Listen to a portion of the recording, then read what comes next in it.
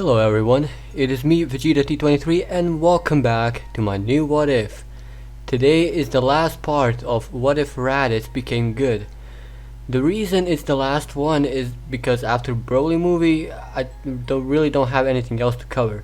And also I have yet another What If that will be quite interesting to cover, courtesy of Hyper Ultima Gaming. I'm not gonna spoil what it is for, you know what, enjoyment.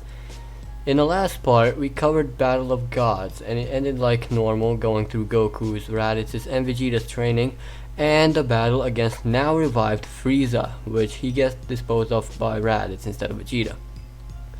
Then we enter the Universe 6 saga and Champa's challenge. They get in the tournament and everything goes similarly, just with an addition of Raditz.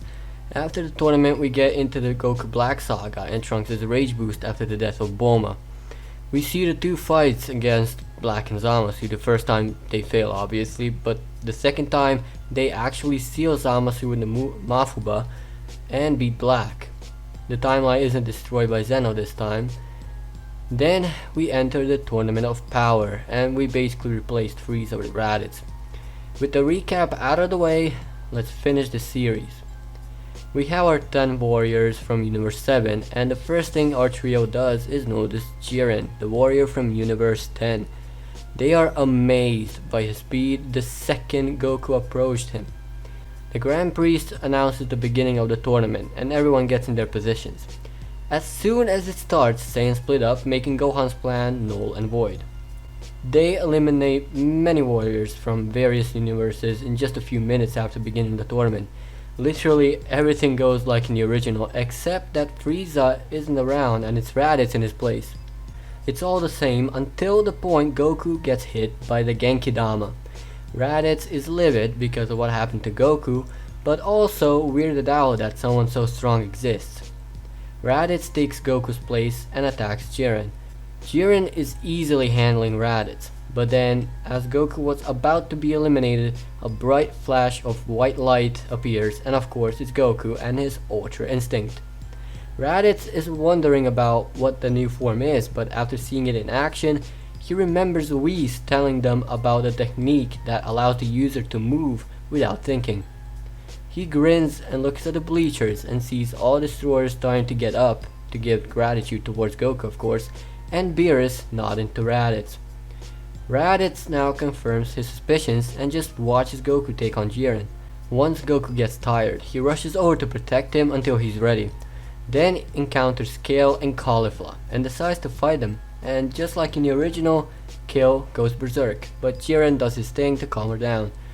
Raditz just guards Goku until Caulifla comes again. Raditz fights Caulifla and asks for Kale to join in just like Goku, and they fight until they fuse. He's holding his own with them, but then gets that kick in the head just like in the original with Goku. Raditz has remembered all the times he hasn't fought and /or gave up. Then he gets up and miraculously dodges Kefla's attack. Raditz has now unlocked Ultra Instinct just by choosing to stay and guard Goku. However, he gets the same fate as Goku because it's his first time as well, and so he drops out of it. Goku is now ready to take on Kefla and goes straight to Super Saiyan Blue and Kaioken times 20 right from the start and manages to eliminate Kefla. Now both Goku and Raditz are tired now, so then Gohan and Piccolo are guarding him. Beerus is surprised that Raditz managed to attain Ultra Instinct. Now the only one remaining who hasn't attained Ultra Instinct is Vegeta, and he is livid about those two low class rats and goes to take on Jiren and of course gets defeated.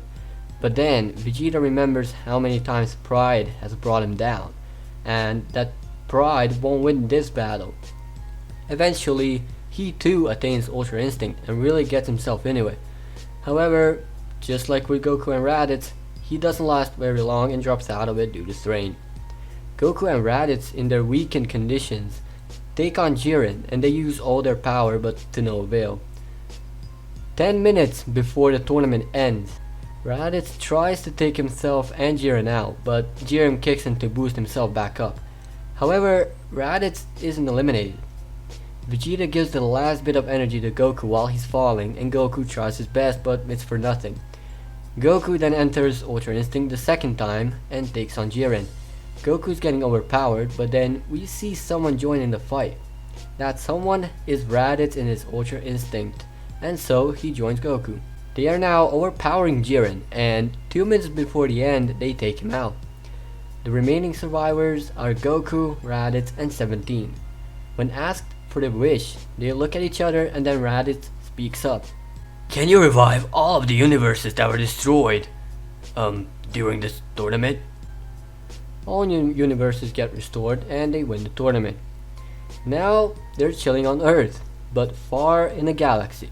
The Frieza Force is planning to revive Frieza once again and send the majority of the Frieza Force to find as many recruits as possible. The 2 low-class soldiers see the planetoid Vampa and reach 2 power levels on it. They land on it and get introduced to Paragus and Broly, whose power is immeasurable with normal scouters. They return and the Force recruits them and gives the 2 a big prize for finding the Saiyans.